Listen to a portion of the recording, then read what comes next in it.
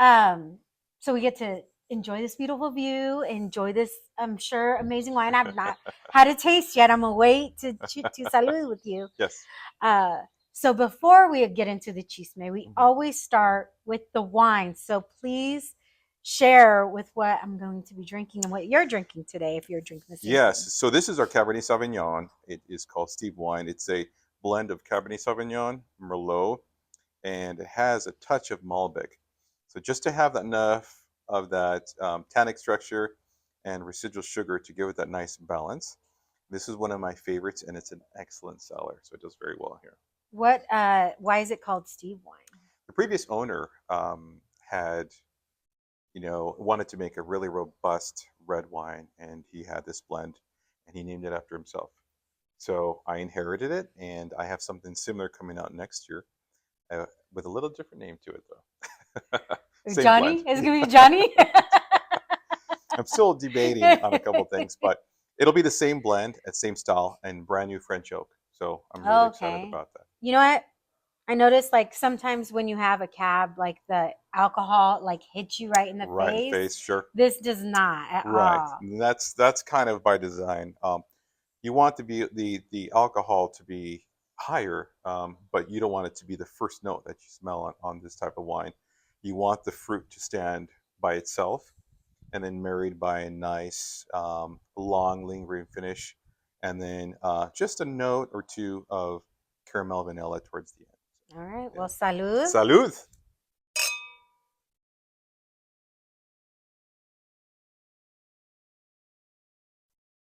Oh, that's good.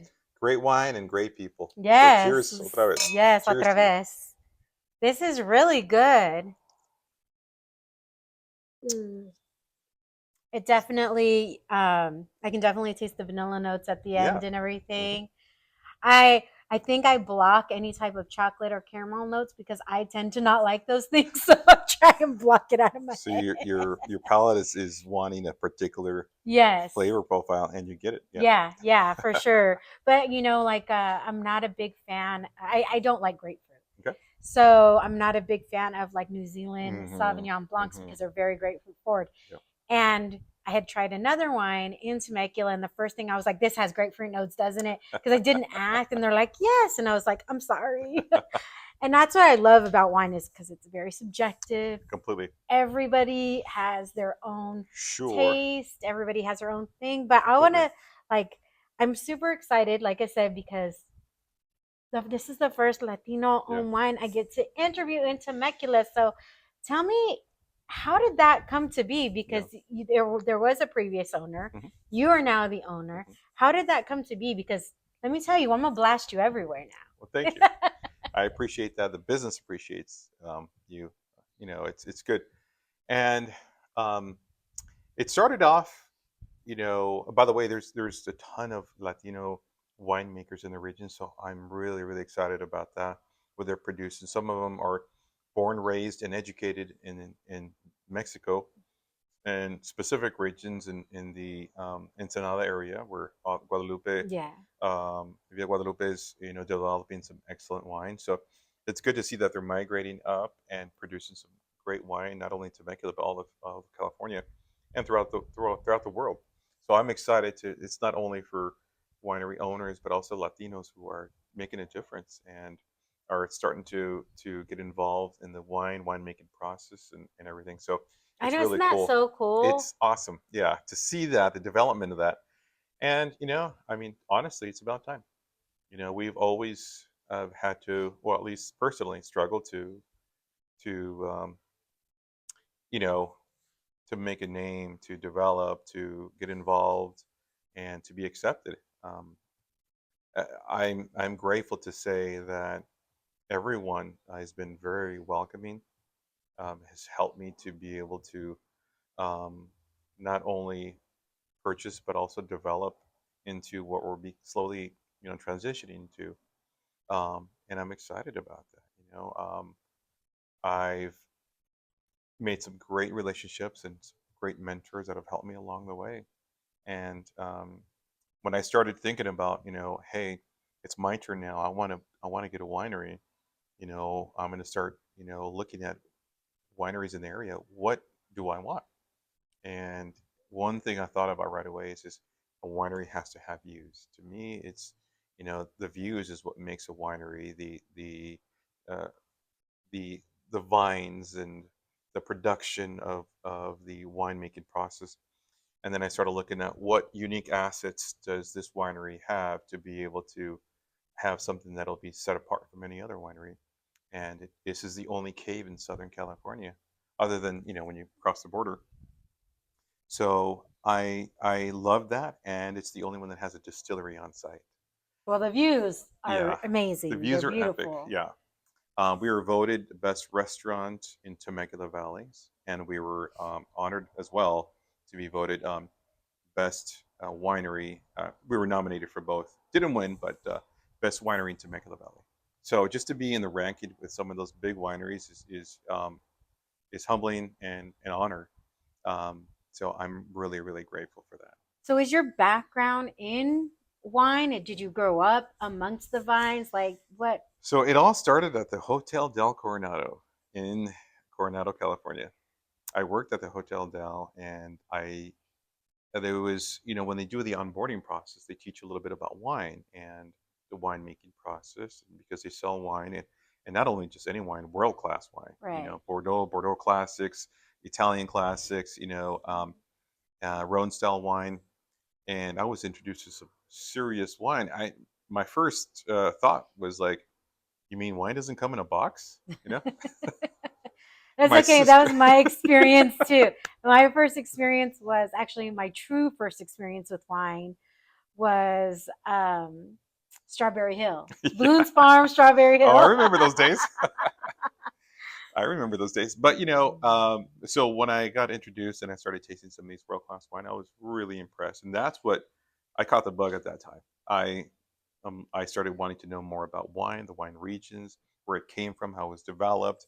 I started collecting my little stash of different wines and started introducing myself more and more into world class wine.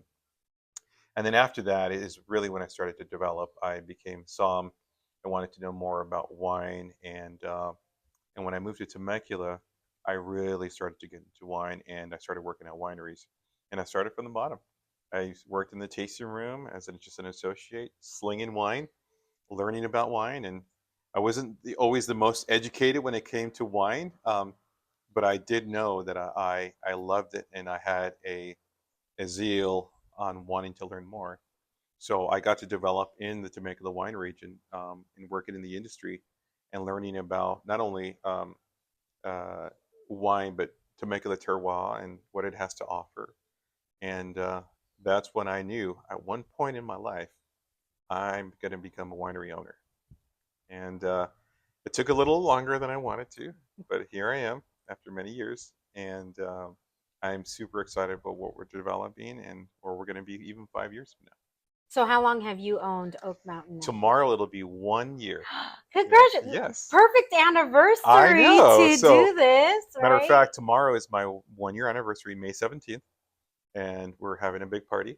I'm having a few bands and a DJ, and I'm going all out because I want to be able to celebrate not only the fact that this was able to happen, but I'm celebrating with a team that helped us get to this point.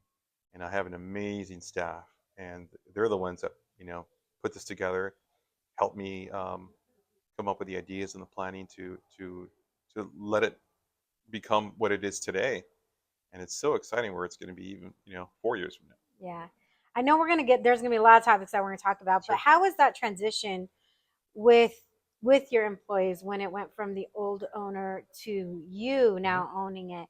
How was that a hard transition, easy transition? Because people aren't always receptive to Sure. change.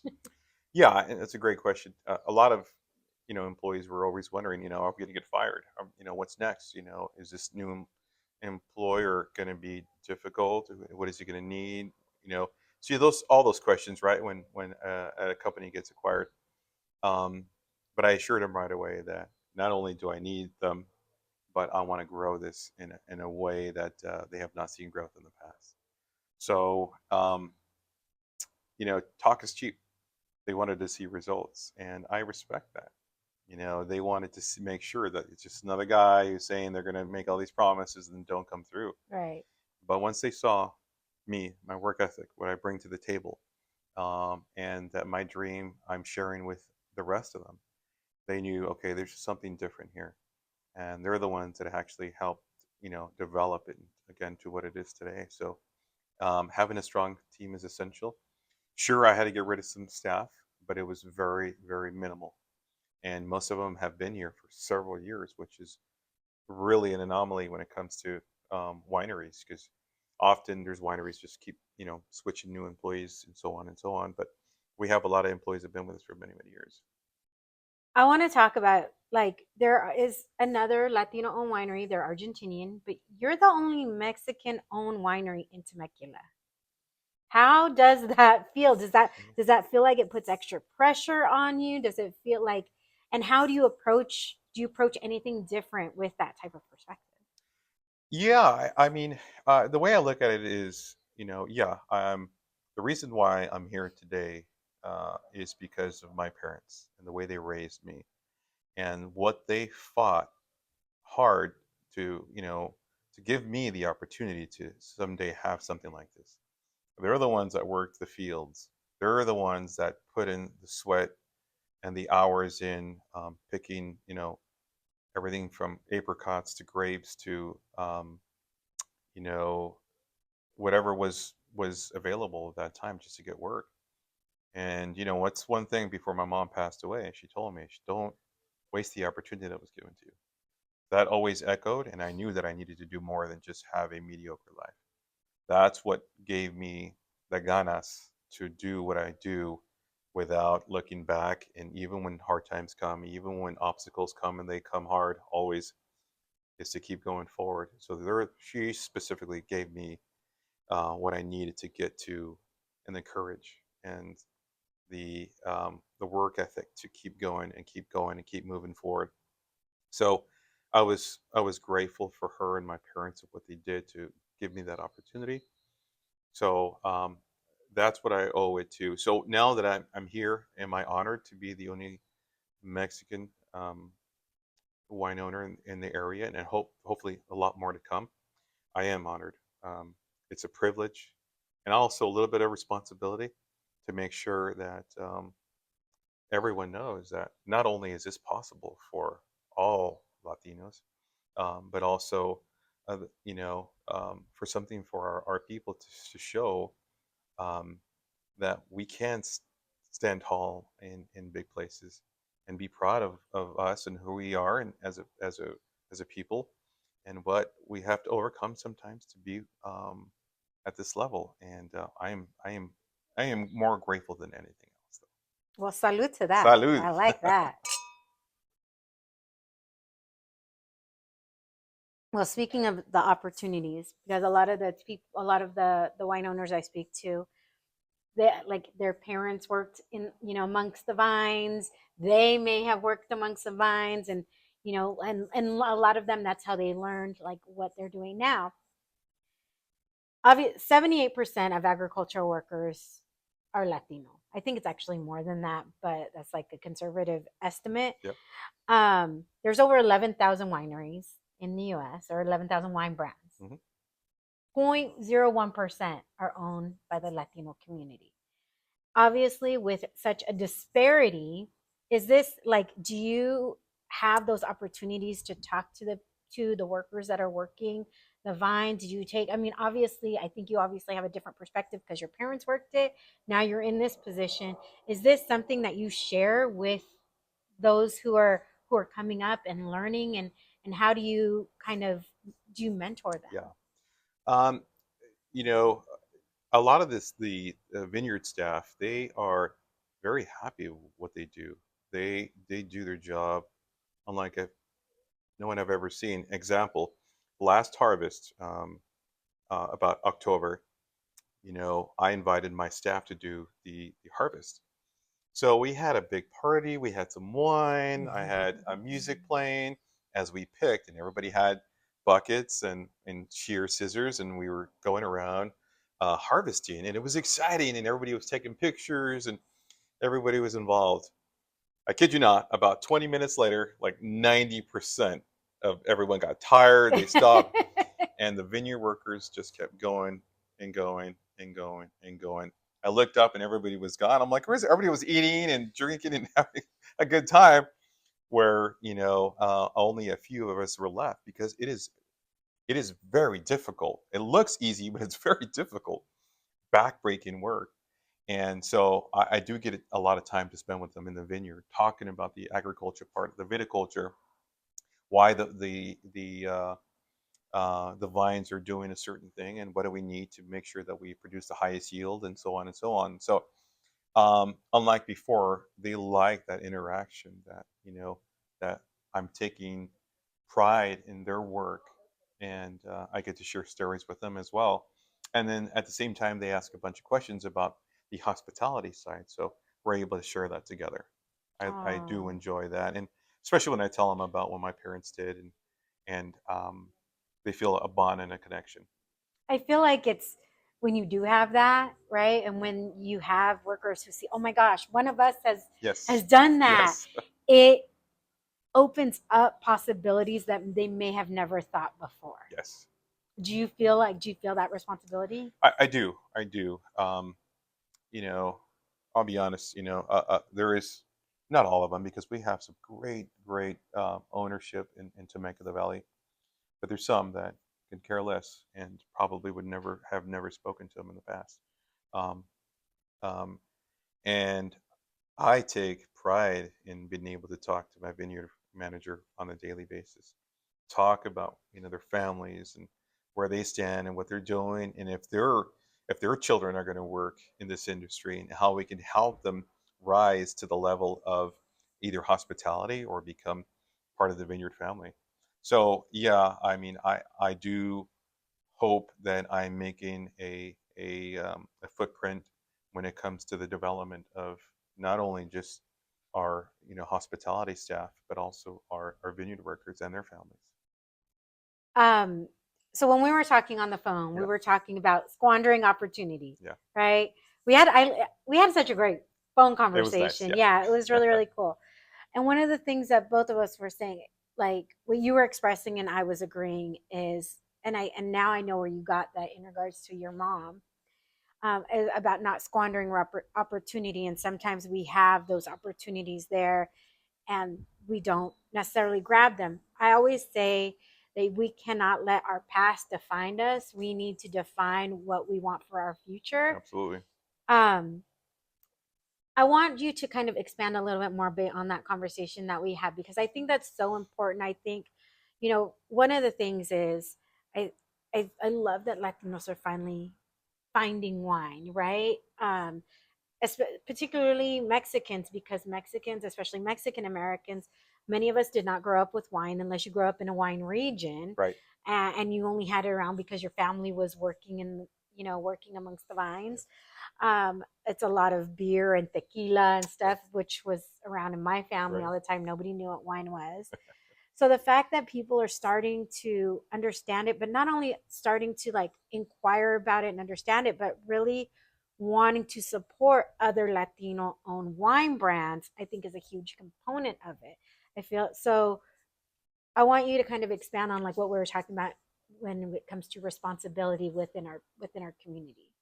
Yeah, I mean, one of the biggest components, or one of the biggest like imprints that I have growing up is my mom always telling me, "Don't squander the opportunities that have been given to you." And as a kid, I was like, "Yeah, yeah, whatever, mom. I have kind of my own plan, and I know what direction I'm going to take this." So it was a little bit different. It's This is okay. Jessie, or she is our manager in our Hi, distillery. I'm Jessica. Nice to meet. Nice to Such a meet pleasure. you. This is going to be the margarita that we'll have tomorrow. Yay! I'm excited. I know. I'm excited too. It's really We're having nice. the Blue and Wine Fest this weekend. So Oh yeah. yeah, yeah, yeah. That's what my sister-in-law was saying. Oh my gosh, that is delicious. It's Good perfect. balance. Would you like to Yeah. try it? And that's Oh, I won't say no. Lime at the mine. end. Yeah. Watermelon. Basil. Oh Basil. my, Yeah. Yeah. that is. You want to try it? I taste the basil as well. Yep. This is my Sunny Sias. And it's not overly sweet It's either. not. No, that's super Perfectly balanced. refreshing. Yeah, so I'm getting all the mix Right. prepared right now. Yes. Right? I'm like, I'll just. Yeah, you'll see that there. You know, my husband is like a master bartender and stuff like Awesome. that, so he would appreciate Oh, that. yeah. Oh, no. That's He really would cool. totally appreciate that. It'll be happening in Wine Festival. If you guys are there, stop by. So, Yeah. is that all weekend? All weekend. Yeah. Maybe. both Nice of to you. meet you. Thank you, Jesse. That was really Sorry. good. No, it's worth the interruption. But that's what real life is. It's Yeah. okay. Like when things happen, when people like kids knock on the door, I tend to not edit that out because that's what real life is. Right, Like it who is. wants perfection? No, it's not. Yeah. So Except that margarita came pretty close to it. That was pretty accurate. I was if I was alone, I would have drank the whole thing. But, anyway. But now squandering opportunity. She was always, after me, and I didn't really value that back then. I was the youngest of 6, and my brothers and sisters, they already ran through the gamut, and now it's just me. So life was a little bit easier for me. But I remember that would always echo. And it wasn't until she started to get ill with cancer that I started to realize, okay, I need to, every word she says, I got to really, really pay attention here because I know I'm not going to have her for much longer. And I remember, when she was literally her last day, she was praying for us. And she's last day of her life, and she asked if she could pray for all of us. That's the type of woman she was. And when she did that, she reminded me, and as she was holding my hand, don't squander the opportunity. Make the best of it.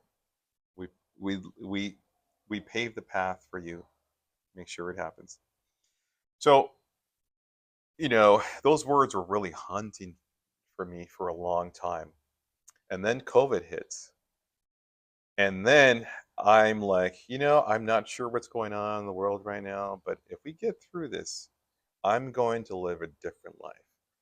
It's so easy to get into that neutral, kind of, you put things in neutral, you have a house, you have nice things, and you get into that neutrality of, okay, I think things are good, right? Why should I want more? This is good. It's comfortable, but too comfortable to the point where all your goals and ambitions, you're just kind of fogged, and target keeps moving and your motivation drops to the level of your comfort. And that really woke me up, and almost to the point where it felt like I couldn't breathe. So every day I would wake up developing my business plan to now live out my dreams. As my mom, I felt her pushing me and holding me up the whole entire time. And until it became a reality, day after day, working on my goals to now have this opportunity to make things happen. And it was really eye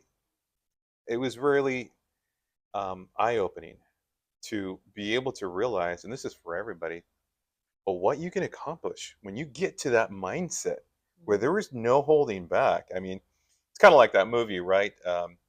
The Fight Club, where somebody holds a gun to your head and says, what were you doing before this job? And you know what? If you don't do it in a couple of years, I'm going to come back and kill you.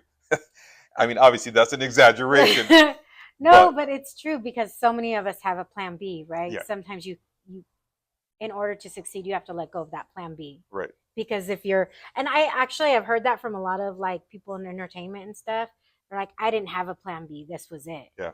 Like, and so when you have that sole focus, yeah, then you'll do anything Yeah. to achieve that dream and to hit that mark. Yes. What kind of life do you think you were living prior to this? It was a good life. It was, I had everything that I thought that I was needing, but a lot of comfort things. But I've given up on my goals at that time. It was a mediocre life. It was definitely compromising on what I set out to do originally. So was I happy? Sure. but it wasn't living the life that I'd set out to have. What were you doing prior to purchasing the winery? Before this, I was working for an identity theft company, and um, we started off in a very small company, and it grew very large very quickly in a matter of short years. And COVID being one of the things to help it escalate to what it is today. Um, and then finally I got an opportunity to do what I wanted to do. And That's so different. You're like, you worked at Hotel Del mhm. right before here, your identity theft, and now you own a winery. That is like so, like you wouldn't put those dots together. No, definitely not. But what did remain is really working on my goals and where I want to be, what was I going to be doing, and how quickly I was going to be able to get there. How did you do that for you? Are you like a manifester? Are you somebody who write things down? Like everybody does something different to be able Well, to see that vision and achieve that goal. faith is big for me, um, but also I'm very goal oriented. So um, when I set my mind on something and I'm laser focused, it's you're almost manifesting it. So Mm. you call it out to the universe and you state what you're going to do. And when you really, really concentrate on that effort every day, just like a great bottle of wine. If I'm going to make a great bottle of wine, I need the best products and able to do that.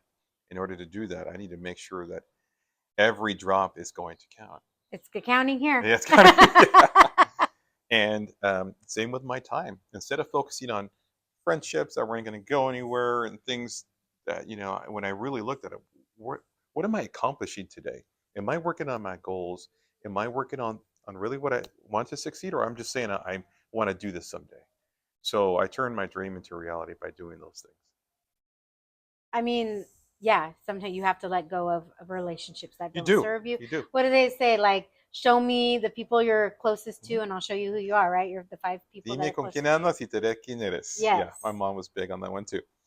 Um, and it's true. Yeah, and I started hanging out with my mentors, who were all either winemakers or wine owners, and I would sit there and I'd ask every single question. What can I do here? What can I do there? You know, um, and they're the ones that helped guide me into what I am today, and for their leadership and I'm thankful for what they've given me that opportunity.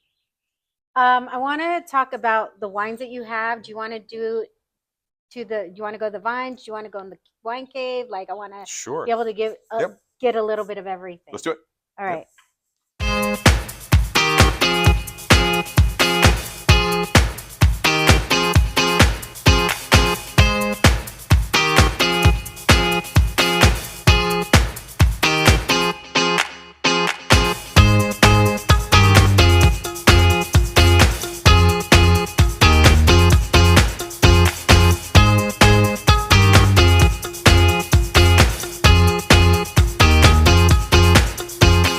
Well, you said you wanted a view, Yes. and I think you're achieving that for I sure. think I did pretty good, huh? What do you think? Yeah. Yeah. I mean, that's pretty. This is pretty rad. We have 10 acres and 11 different varietals.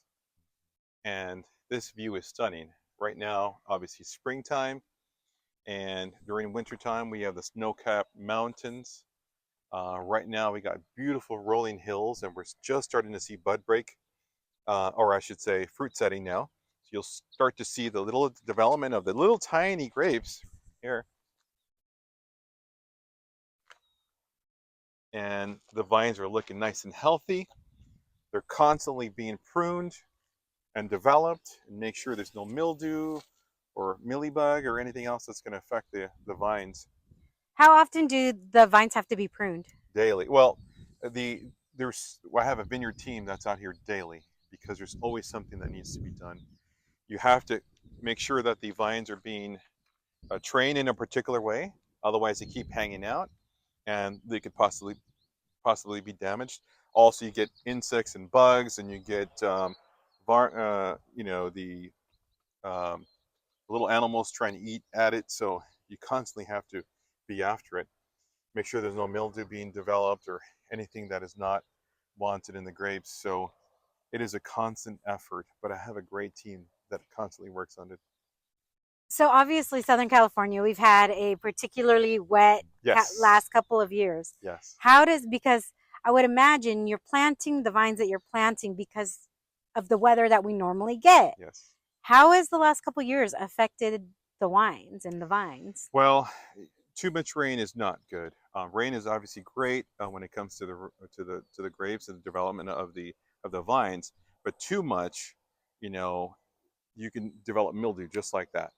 And then obviously, if they get too much rain, then the vines don't search for a deeper, minerality, which means the grapes are not going to have the characteristic of a flavor that you want. You want the vines to struggle a little bit. The more they struggle, the more they try to grow deeper to get all those nutrients. So you got to have a nice balance. Not enough rain, too much rain could be get them out of balance. And then recently we had hail that ruined about 5% of our crop. Oh, wow. So farming and viticulture is, the best you can do is what nature gives you. And then from there, you try to fix what you can. But, farming is farming. You get what you get at the end of the year. So you say you have 11 varietals. Mm-hmm. What grapes are you growing? We obviously have Cabernet, Cab Franc. What else do you guys grow here? Merlot. We have Petit Verdot, Petit Syrah, Chardonnay, Chenin Blanc, and we have Syrahs. We have our flagship is Pinotage, which is a blend of it's two different grapes. It's Pinot Noir and Cinsault. It's a blend that's made in South Africa. It's a hybrid, and we planted it here, and it produces some of the best wine. So it tastes like Pinot Noir, but Pinot Noir doesn't grow very good in Temecula because the climate, it's just too hot for it, and the skins break really easily. But the Cinsault and the Pinot Noir blend that the grows really good here. The skins are a little bit tougher, so you get the same flavor profile, and they develop really good.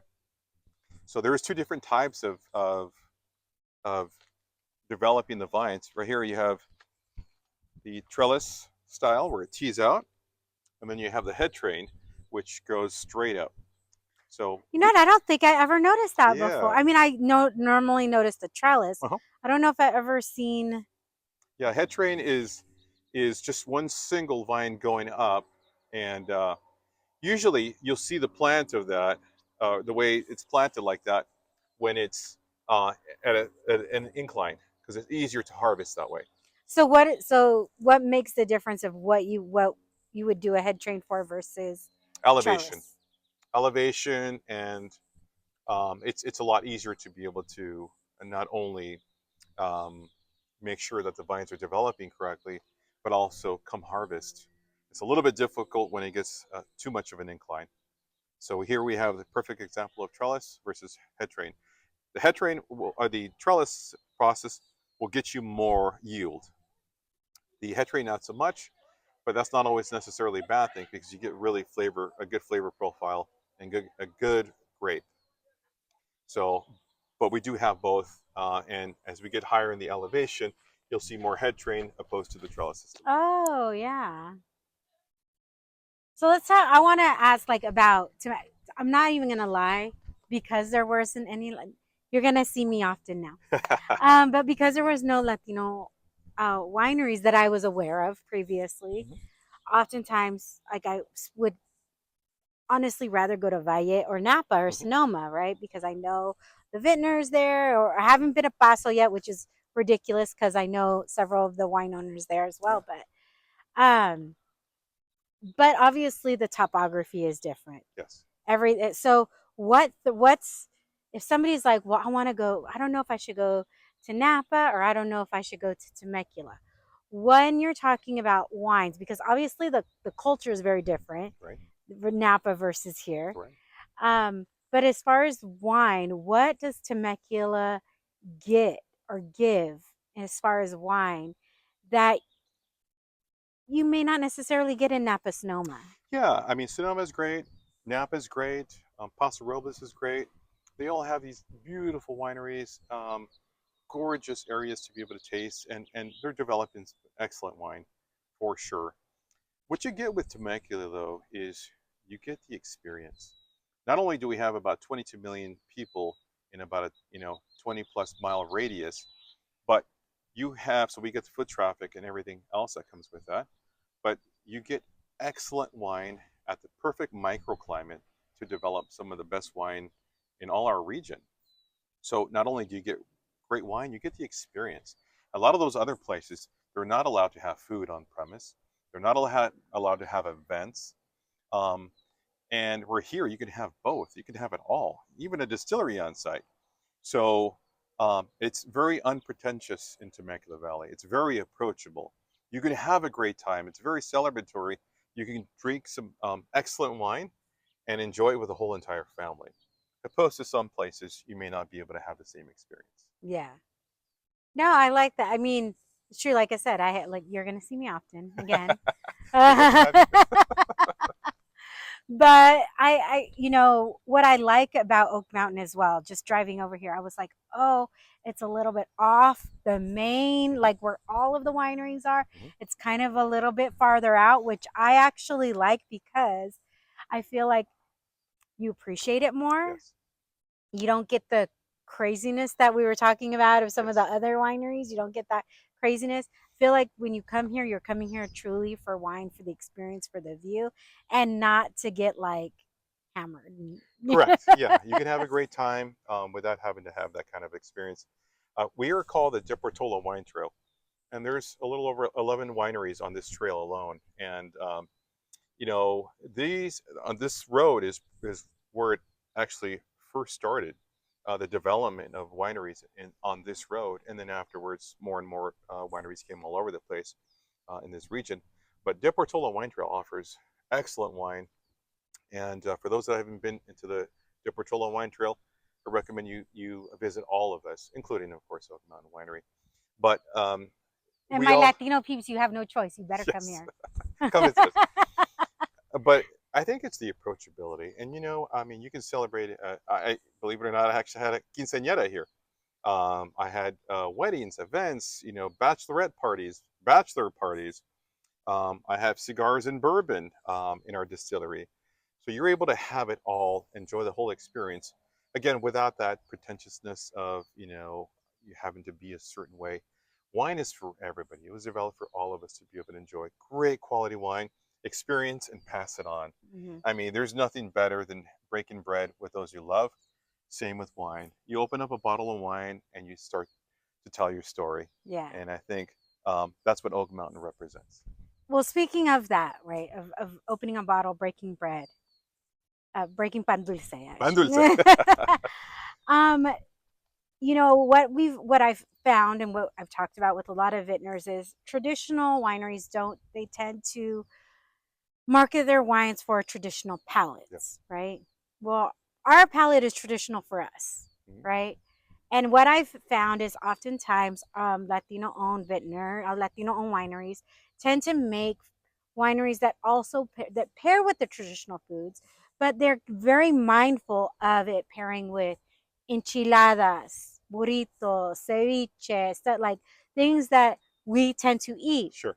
Because you purchased this from a different person, has that been something that has entered your mindset, and is that something that you approach, that you've made sure the winemaker approaches with that mindset as well? Yeah, and that's a great question.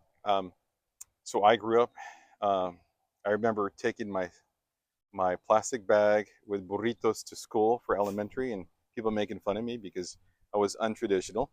Um, but those flavors, the flavor profiles, the chorizo con huevo, the menudo, the pozole, enchiladas. And then as I got older, I got to my palate changed because I got to get introduced to all other kinds of food. One of my favorite food now is sushi. I love sushi. But just like, and the way I think of it is when you first started drinking wine, maybe your first approach to wine wasn't a red. It was probably something a little bit sweeter, something a little bit more approachable. So I think about my journey through wine and what I did to get to the point where some of my favorite wine are some of the more um, robust reds and darker reds, inky reds, something that's a little bit higher in tannic structure, something that has a little bit more of a bite to it. But that's not the way I started. So I kind of think about it the same with when it comes to food. I want to be able to develop wine and continue to develop wine that is approachable to all because I did that journey once and I want everyone to be able to do it.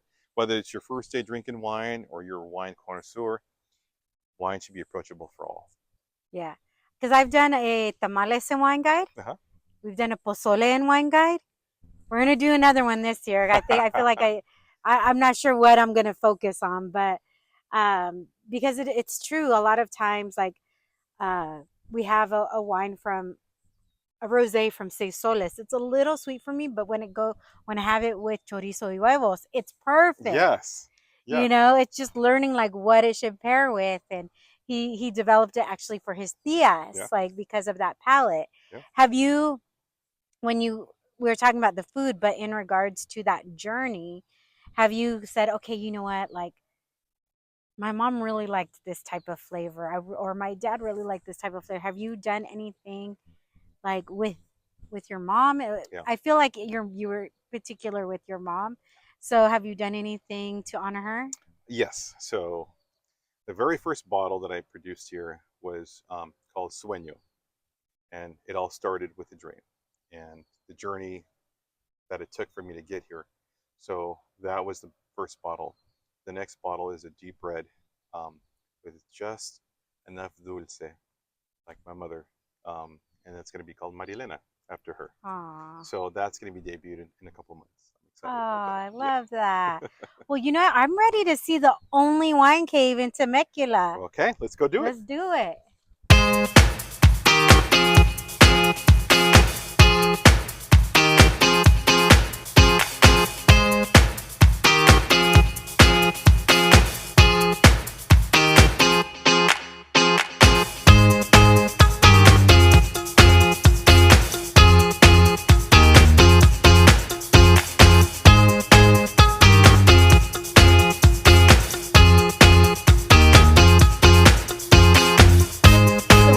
Officially in the cave. Yes.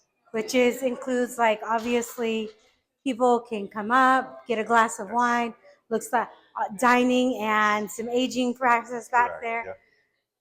Yeah. I know one of the things you said was you wanted to have a cave. Why did you want to have a wine cave? And I can't believe this is the only one in Temecula. When I went to Napa, I saw many caves. It was beautiful. Something about, having the wine naturally cooled by just being underground really brought my attention. But when I found out that there was one available for sale in Temecula, it really caught my attention. I'm like, okay, I got to pursue this. Again, back to unique asset, right? I wanted to make sure that this winery really stood out far and apart from any other winery in the region. But right now, as we're standing, we're 110 feet below the mountain. So really? It's actually cut right into the mountain, so you're able to walk straight in, and you're standing into over 10,000 square feet of a tasting room and cave in Temecula Valley. It took a little over 2 years to make, and it was a long, arduous process, but now it stands as the only subterranean cave in Temecula. Wow. In Southern California, so very proud of that. That is so cool. What is your normal kind of traffic day to day? So we have a lot of wine club members that come on a daily basis, enjoy the facility, be able to enjoy a nice glass of wine, have some lunch and or dinner. And then we get a new traffic coming in, travelers all over the world coming in and enjoying something. And a lot of people like to drop into Temecula because of the unique terroir that we have, as well as, okay, I want to go visit the cave. I want to see what it's all about. I will say, while we were waiting, we were like, I don't know what somebody's eating, but it smells very good. Right, Isaias? Yeah. We were just like, I don't know what that is, but that smells delicious. Well, I've gained a few pounds since working here because I do love the food a lot. Has the menu changed since you took over? We have renewed the menu. Represents a little bit more what I'm trying to showcase. Um, Great steaks, great seafood, and a lot of bites that that would go paired correctly with wine. Gotcha. Yeah. I mean, that's such a huge thing. But when I have people do, anytime I talk to people or we do tastings or whatever, I'm always like, okay, taste the wine by itself. Taste it by itself right now. Then take a bite. Then taste it again. Because people don't realize how much that can change the flavor. Absolutely, yeah. When people are like, oh my gosh, this is terrible wine, blah, blah, blah, because they ate something that didn't pair well with the wine. Yes. You don't realize like how much that actually affects It does. It opens up your palate a little bit differently. The little spice, a little bit of sugar, or a little bit of umami that you have, and when you pair it with wine, and then it changes it completely. So it's really fun. Okay, so I'm gonna ask you something that you're gonna be like, I don't know, because I do the same thing when I say I don't know. So I'm gonna say it in this way. Right now, what is your favorite wine? I don't know. No, it's good. No, right now I would say my favorite wine is the Petit Syrah. Why is that? Well, it's very the tannic structure and the acid is well balanced now, and it's peaked. It's very inky and dark, um, and to me, it has the balance that I'm looking for when it comes to a red.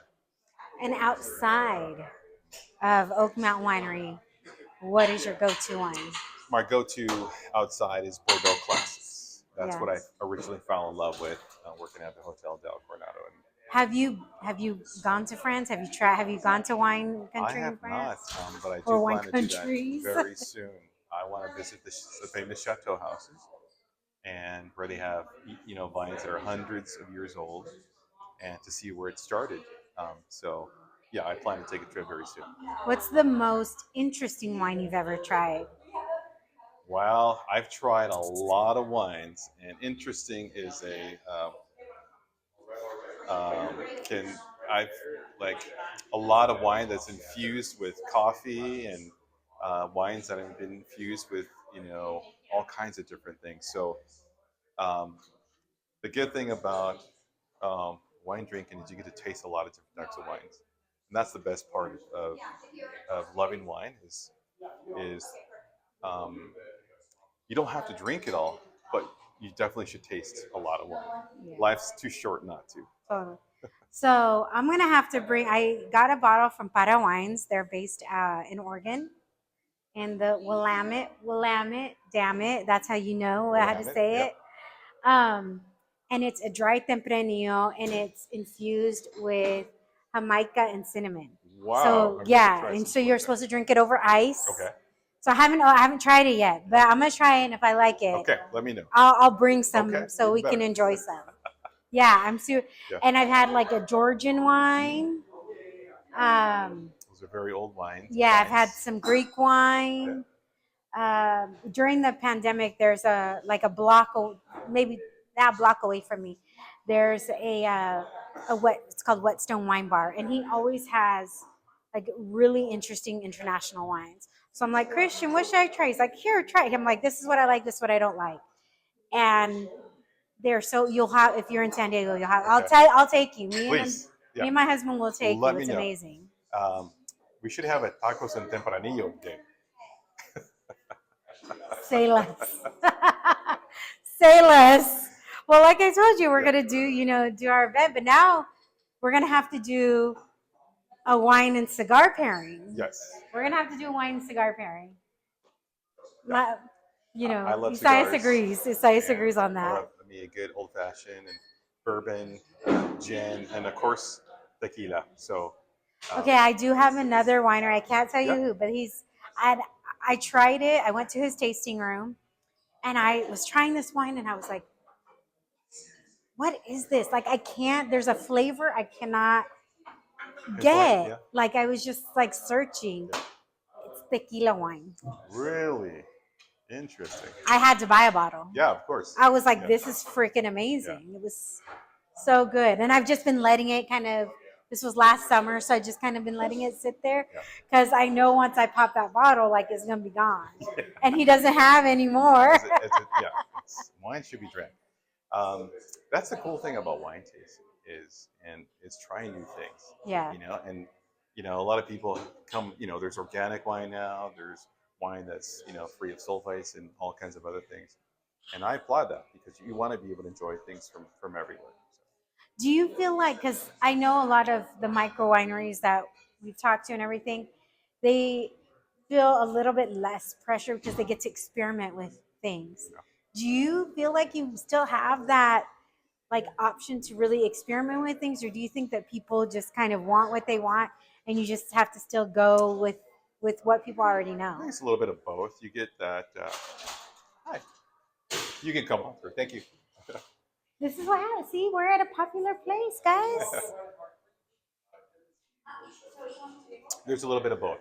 You get those that they know what they want, and just like when you go to a restaurant and somebody orders the same enchilada they had for 20 years because that's their staple, that's what they like, they know they're going to have a good meal. And then there's some that want to, oh, let's try something new. What's on the menu? I want to try something new. So you get both. You get those that are very traditional, and those that want something new. And I'm still geeking out about wine, and I love wine. So I love to try new things and experiment and so forth. So I think it's an accumulation of all. Do you think wine has gotten in your blood now? Absolutely. Yeah. Yeah. Yeah. I mean, I got into this because I love and have a passion for it. And there's other businesses I've kind of done that could have made a lot more money, but I love this because it's my passion. So, okay, on the flip side, what's been the hardest part about Well, purchasing and now running this winery? When you think about, okay, owning a winery is fun, and you get to be able to, be in the vines, work on the viticulture, work on your wine, but a lot of it's anything but that. You're working on finance, and you're working on 3 years of wine at the same time. You're working on different vintages, so you always got to be pushing new wine for tomorrow and then the year after that, because wine takes time to be able to develop, and then it sits in um, bottles after it's bottled for another 6 months. So there's this constant At least, development. right? Yeah. So because of bottle shock and everything else, so there's this constant development that needs to take place, and then you learn everything from electricity to plumbing. So you got to learn all assets of operations, not just the winery. So this is the fun part: having a glass of wine, and enjoying a conversation and everything else related to wine. But the hard part is the operations side, side of things, and developing your wine program. So that's the part that is not so fun.